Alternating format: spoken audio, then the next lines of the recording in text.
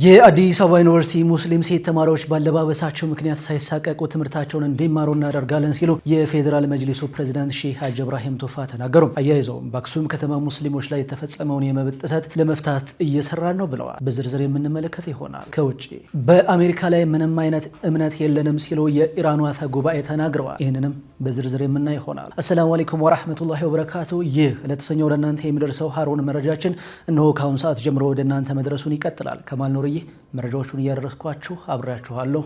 አብራችሁ ይቆዩ።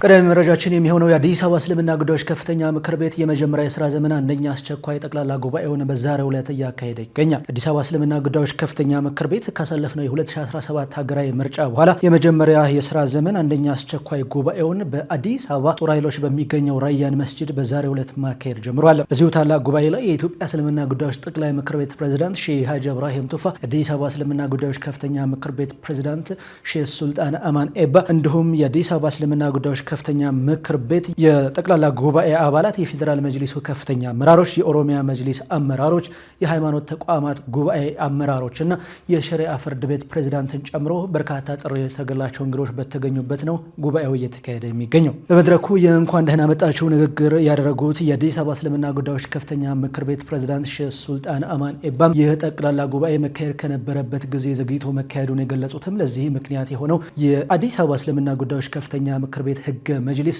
መጽደቅ የሚኖርበት የፌዴራል መጅሊሱ ህገ መጅሊስ ከጸደቀ በኋላ በመሆኑ ጉባኤው ሊዘገይ እንደቻለ ገልጸዋል። ይህ ጠቅላላ ጉባኤ ከዚህ ቀደም ብሎ መደረግ እንደነበረበት ይታወቃል። ሆኖም ግን የአዲስ አበባ እስልምና ጉዳዮች ከፍተኛ ምክር ቤት ህገ መጅሊስ መጽደቅ የሚችለው የፌዴራል ህገ መጅሊስ ከጸደቀ በኋላ መሆኑ ስላለበት ከፌዴራል መጅሊስ ህገ መጅሊስ ጋር መጣጣም ስላለበት ይህ አስቸኳይ ጠቅላላ ጉባኤ ከተያዘለት ጊዜ ሊራዘም ችሏል።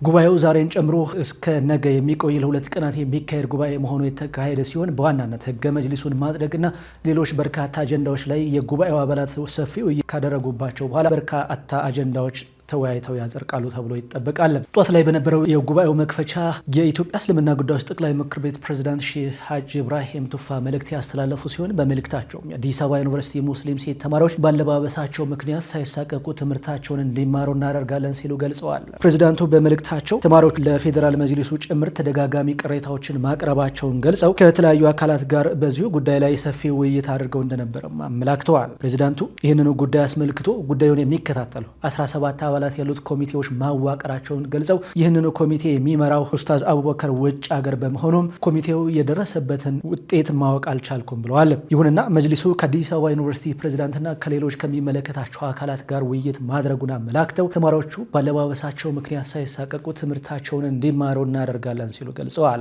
ይህ በእንዲህ እንዳለ የፌዴራል መጅሊሱ ፕሬዝዳንት ሼህ ሀጂ ኢብራሂም ቱፋም የአዲስ አበባ ዩኒቨርሲቲ ከአለባበስ ጋር ያወጣውን ህገ ደንብ አስመልክቶ ያሉት ነገር የለም። እንዲሁም በሀገር አቀፍ ደረጃ በተለይም ከተማሪዎች አለባበስ ጋር እየተፈጠሩ ያሉ መዋከቦችን አስመልክቶም ያሉት ነገር አለመኖሩ ተገልጿል። ከዚሁ ጋር በተገናኘ የኢትዮጵያ እስልምና ጉዳዮች ጠቅላይ ምክር ቤት በአክሱም ከተማ በሙስሊሞች ላይ የተፈጸመውን የመብት ጥሰት ለመፍታት እየሰራ ነው ሲሉ ገልጸዋል። የኢትዮጵያ እስልምና ጉዳዮች ጠቅላይ ምክር ቤት ፕሬዝዳንት ሼህ ሀጂ ኢብራሂም ቱፋ በዛሬው ዕለት የአዲስ አበባ እስልምና ጉዳዮች ከፍተኛ ምክር ቤት የመጀመሪያ ዓመት አስቸኳይ አንደኛ ጠቅላላ መደበኛ ጉባኤ ላይ ተገኝተው ባስተላለፉት መልእክት ትግራይ በአቃፊነቷ የምትታወቅ የመጀመሪያዎቹን ሰሃባዎች የተቀበለው ንጉስ ነጃሺ ሀገር መሆኗን አንስተው ነገር ግን አሁን ላይ በአክሱም ከተማ እየተፈጠረ ያለው ያንን ታሪክ የማይወክልና የማይመጥን ነው ሲሉ ገልጸዋል። ይህንን ችግር ለመፍታትም ከትግራይ ክልል እስልምና ጉዳዮች ከፍተኛ ምክር ቤት እንዲሁም ከትግራይ ክልል ጊዜያዊ አስተዳደር ጋር በጋራ እየሰራን ያሉ ሲሆን ችግሩ በቅርቡ ይፈታል ብለን እናምናለን ብለዋል። ችግሩን በውይይትና በምክክር ለመፍታት እንሰራለን ያሉት የጠቅላይ ምክር ቤቱ ፕሬዝዳንት ችግሩን ለመፍታት ሁሉም አካል ሊረባረብ ይገባል ሲሉ መልእክታቸውን አስተላልፈዋል። የብሔረ ጽጌ መስጂድ ኢማም እና መስራች የነበሩት ሼህ መሐመድ ሸሪፍ ወደ ሂራ ተሻገሩ። አገራችን ካፈራቻቸው አንጋፋ ዑለሞች መካከል የሆኑት ሼህ መሐመድ ሸሪፍ በዛሬው ዕለት ወደ ሂራ መሄዳቸው ተሰምቷል። ሼህ መሐመድ ሸሪፍ ከልጅነታቸው ጀምሮ በገጠሩ የኢትዮጵያ ክፍል በተለይ በወሎ አካባቢም እንዲሁም በአዲስ አበባ በሚገኙ የተለያዩ መስጂዶች ውስጥ በኢማምነት በኡስታዝነት በርካታ ትውልዶችን ሲያስተምሩ የቆዩ ታላቅ አሊም ነበሩ። በተለይም በአዲስ አበባ ልዩ ስሙ ብሔረ ጽጌ ተብሎ በሚጠራው አካባቢ መስጂዱን ከመመስረት ጀምሮ ረጅም ጊዜ በማገልገል ትልቅ አበርክቶ የነበራቸው ሲሆን ሼሁ ላለፉት 15 ዓመታት ያልጋ ቁራኛ ሆነው በተለያየ ህመም ሲሰቃዩ ነበር። እንዲሁም ዛሬ ማለዳም ወደ ሂራ መሻገራቸው ተሰምቷል። ከዚህ ቀደም ሀሩን ሚዲያ በጀዛከላህ ፕሮግራሙ ከወዳጅ ዘመዶቻቸው ጋር በመሆን ዚያራ ያደረገላቸው ሲሆን በዛ ወቅትም ህመማቸውና ያሉበትን ሁኔታ ለተመልካች በማሳየት በርካቶቻቸው እንዲታግዟቸው ማድረጋችን ይታወሳል። ወረዳ በወረኢሉ አውራጃ የሚባል አውራጃው ወረኢሉ ነበር። አሁን ወረዳ ሆኗል ሁለቱም። እዛ ነው የተወለድኩት። እዛ ተወልጄ እዛው ቁርአን በአባቴ አስተማሪ ናቸው። ቁርአን ያስተምራሉ። በአባቴ ጀምሬ ያው ቤት መቅራት ስለማይቻል ወደ ሰፈር መውጣት ግዴታ ነው። ወጣሁ። ከዛ ወጥቼ ቂርአት የተማርኩትን ፊቅህን ጨርሼ አጠቃልዬ ደግሞ ወደ አረብኛ ቂርአት ደራ የሚባል ሀገር አለ። ደራ ገንደ ሸውሴን የሚባል ሀጂ ወሊ ሀገር እዛው ሀጂ ወሊ አጠገብ ነው። እነሱ ጋር ነው የተማርኩት። አላህ ሱብሓነሁ ወተዓላ ለሼህ መሐመድ ሸሪፍ በጀነት እንዲቀበላቸው በተለይም ለልጆቻቸውና ለቤተሰቦቻቸው ሰብር እንዲለግሳቸው እንመኛለን። በኢንጌ ከተማ ለሚገነባው የኢረሻድ ኢስላማዊ ኮሌጅ የመሰረት ድንጋይ ተቀመጠ።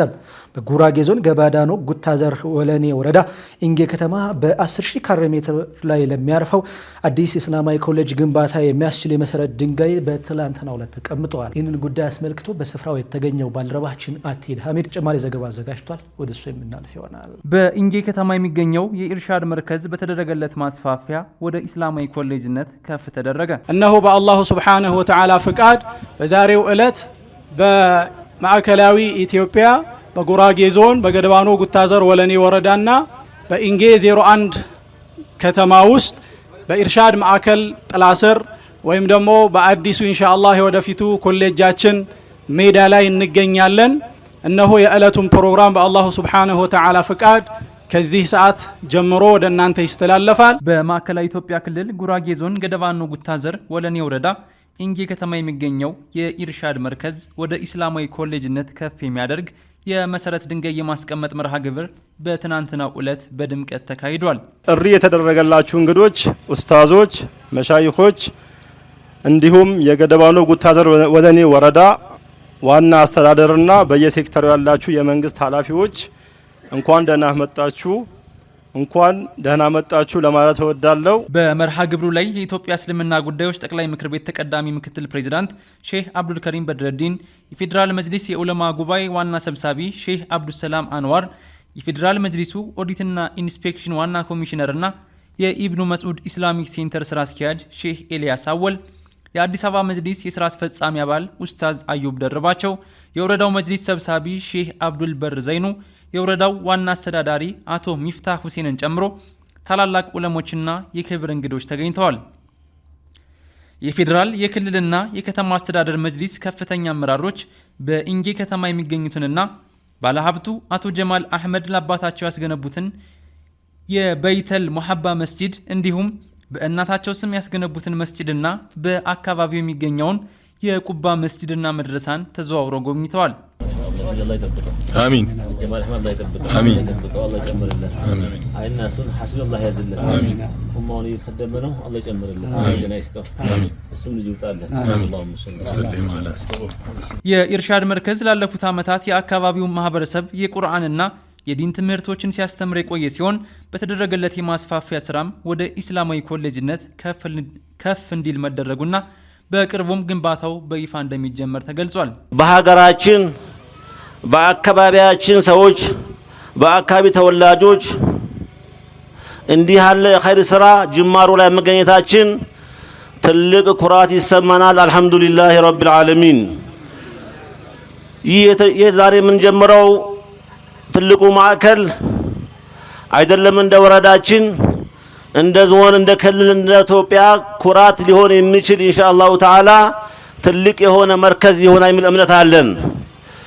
ምክንያቱም ይህን ጉዳይ ጀምሮ ወንድሞች በኢኽላስ ለአላህና ለአላህ በማለት ሀገራችንን ህዝባችንን ወደ እውቀት እናስገባ በማለት ሰው ወደ ደረሰበት ይድረስ በማለት ሁሉዱን አስበውና አልመው ወጥተው ወርደው ለፍተው ገንዘባቸው መስዋዕት ጊዜያቸው መስዋዕት ከፍለው ይህንን ፕሮጀክት ወደዚህ አምጥተዋል። ጀዛሁሙላሁ አና ወንጂ ሙስሊሚን ኸይራ። እንደሚታወቀው ሁላችንም አኺራ አለብን። ይህ ግንባታ የሚገነባው የፈለገ አህለ ኸይር ቢመጣ ለአንድ አህለ መስጠት የለብንም። ሁላችንም መረባረብ አለብን። በየአቅሙ አርሶ አደሩ፣ አርብቶ አደሩ፣ ነጋዴው፣ ሲቪል ሰርቫንቱ ሁሉም ዶሮ ያለ በዶሮ ፍየል ያለው በግ ያለው ከብት ያለው ባለው ነገር ላይ የሚችል አሻዋ የሚችል ፌሮ ሲሚንቶ በማስገባት ከዚህ ኸይር ስራ ተቋረጡ አድራ እንላለን። ምክንያቱም አክሲዮኑ የውመል ቂያማ እንደ ዋዛ ካልፈን በኋላ እንዳይቆጨን አይሆንም ካም ቢባል ደብቃችሁ አስገቡ። ይሄ ኸይር እንዳያመልጣችሁ በኋላ ይቆጨናል። አሁን ብዙ ኸይሮች አሉ። እንደ ድሮ ብቻ ከአረብ አንጠብቅም። ሆኖም ግን አርሶ አደራችን፣ ገበሬው፣ ነጋዴው በአቅሙ በሁሉ ኸይር መሳተፍ አለበት እንላለን። ሌላ የሚገነባው መርከዝ ኢንሻአላሁ ተዓላ በየቦታው እንዳለው የአንድነት፣ የአብሮነት፣ የሰላም፣ የልማት፣ የፍቅር መርከዞችን ምንገነባው። የጠቅላይ ምክር ቤቱ ተቀዳሚ ምክትል ፕሬዝዳንት ሼህ አብዱል ከሪም በድረዲን የኢርሻድ ኮሌጅ ግንባታን ለማፋጠን ሙስሊሙ ማህበረሰብ የበኩሉን አስተዋጽኦ እንዲወጣ የጠየቁ ሲሆን ፌዴራል መጅሊሱም ከጎናቸው እንደሚቆም አረጋግጠዋል። በ10,000 ካሬ ሜትር መሬት ላይ የሚገነባው የኢርሻድ ኢስላማዊ ኮሌጅ ግንባታ በውስጡ ደረጃውን የጠበቀ መስጂድ፣ የመማሪያ ክፍሎች፣ ዘመናዊ የመሰብሰቢያ አዳራሾችና ወርክሾፖች እንዲሁም ቤተ መጻሕፍት ወይም ላይብረሪ እንዲሁም ቤተ መጻሕፍትንና ሌሎችንም ለመማር ማስተማር አስፈላጊ የሆኑ መሰረተ ልማቶችን ያካተተ እንደሚሆን ተብራርቷል። ይህንን ግዙፍ ኢስላማዊ ማዕከል ግንባታውን ሙሉ በሙሉ ለማጠናቀቅ ከ200 ሚሊዮን ብር በላይ የሚያስፈልግ ሲሆን አሁን የሚጀመረውን የመጀመሪያ ዙር ግንባታ ለማጠናቀቅ ደግሞ 55 ሚሊዮን ብር እንደሚያስፈልግ ተገልጿል። በዚህም መሰረት የመጀመሪያ ዙር የግንባታ ሂደቱን ለማስጨረስ ከሚያስፈልገው 55 ሚሊዮን ብር ውስጥ የአካባቢው ማህበረሰብና የተለያዩ አህለል ኸይሮች በከፍተኛ ሁኔታ ተሳታፊ ሆነዋል። በተለይም ግራኝ ነጋሽ፣ አብዱል አዚዝ ነጋሽ፣ ሐሺም ሙርሺድና አህመድ ሻፊ የኢርሻድ መርከዝ ከተመሰረተ ጀምሮ እስካሁንም ላደረጉት የማያቋርጥ ድጋፍና ትብብር በዕለቱ ልዩ ምስጋና ቀርቦላቸዋል። ለኮሌጁ የመጀመሪያ ዙር ግንባታም ከ22 ሚሊዮን ብር በላይ ቃል መገባቱ ተነግሯል። በመሆኑም መላው ሙስሊም ማህበረሰብ የኢርሻድ ኢስላማዊ ኮሌጅ ግንባታን ለማጠናቀቅ የተለመደውን ርብርብ እንዲያደርግ ጥሪ ቀርቧል። እንደ ድሮ ብቻ ከአረብ አንጠብቅም።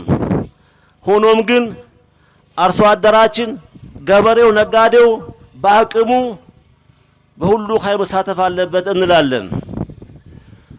ሌላ የሚገነባው መርከዝ ኢንሻአላሁ ተዓላ በየቦታው እንዳለው የአንድነት፣ የአብሮነት፣ የሰላም፣ የልማት፣ የፍቅር መርከዞችን ምንገነባው። አንዳንድ ኺላፎች፣ አሉባልታ ወሬዎች ያለፉት ይበቁናል። ከዚህ በኋላ የሚያዋጣን አንድ ሁነን ተግባብተን ተመካክረን ተረዳተን ዲናችንንም ዱንያችንንም ሀገራችንም ጭምር ማሳደግ የዚህ ትውልድ አደራ የዚህ አላፍትና ነው። እየተከታተላችሁ የምትገኙት ከሀሩን ሚዲያ ወደ እናንተ እየደረሰ ያለው ዕለታዊ የሰኞ ቀን የመረጃ ሰዓታችንን ነው። አሁን ከባህር ማዶ ያገኘነውን መረጃ የምንመለከት ይሆናል። በቀዳሚነት የምንመለከተው ከመካከለኛው ምስራቅ ያገኘነውን መረጃ ነው። ከሰማዕታትን ውጭ ለኔ ሌላ ስኬት የለም፣ ህዝቡ መብቱን እንዳገኘ ስል ህይወቴንም ሆነ ክብሬን መስዋዕትነት ለማድረግ ዝግጁ ነኝ ሲሉም የኢራኑ ጋሊባፍ ተናገሩ። የኢራን ፓርላማ አፈ ጉባኤ ሙሐመድ ባገር ጋሊባፍ ከሀገራቸው ህዝብ መብት መከበር ጋር በተያያዘ ባደረጉት ጠንካራ ንግግር ከመስዋዕትነቶች ለኔ ምንም አይነት ስኬት የለኝም ሲሉ ተናግረዋል። አፈጉባኤው አክለውም ህዝቡ የተነጠቀውን መብቱን ማስከበርና ማግኘት እንዲችል ስል ራሴን ህይወትም ሆነ ስሜን ዝናዬን ሙሉ በሙሉ መስዋዕት ለማድረግ ዝግጁ ነኝ ሲሉም በማለት ቆራጥ መልእክታቸውን አስተላልፈዋል። በተጨማሪም አሜሪካ ላይ ምንም አይነት እምነት የለንም ሲሉ የተናገሩት የፓርላማ አባሉ በፓኪስታን ኢስላማባድ ከአሜሪካ ጋር በተካሄደው የድርድር መድረክ ላይ ባደረጉት ንግግር በአሜሪካ በኩል ምንም አይነት እምነት እንደሌላቸው በይፋ መናገራቸው ተረጋግጧል። አፈጉባኤው ይህንን ያነሱት ድርድሩን አስመልክቶ በሰጡት ማብራሪያ ሲሆን በኢስላማባድ ከናንተ ላይ ምንም አይነት እምነት የለንም ሲሉ መናገራቸውን የተገለጸው። በተጨማሪም የአሜሪካ መንግስት ሐሰተኛ መረጃዎች ላይ በመመስረት ለእስራኤል ጥቅም ቅድሚያ ይሰጣል ሲሉ የወነጀሉ ሲሆን አሜሪካ የኢራን የነዳጅ ሀብትን ለመቀማት በማሰብ ሀገሪቱን ወደ ቬንዙዌላነት ለመቀየርና ለማድከም እየሞከረች ነው ሲሉም ኮንነዋል። አብራችሁን ስለነበራችሁ ስለተከታተላችሁን ምስጋናችንን እያቀረብን የዛሬው መረጃ ሰዓታችን ይህንን ይመስል ነበር። በያላችሁበት የዓለም ዳርቻ ሰላም ከእናንተ ጋር ይሁን። ወሰላሙ አለይኩም ወራህመቱላሂ ወበረካቱ።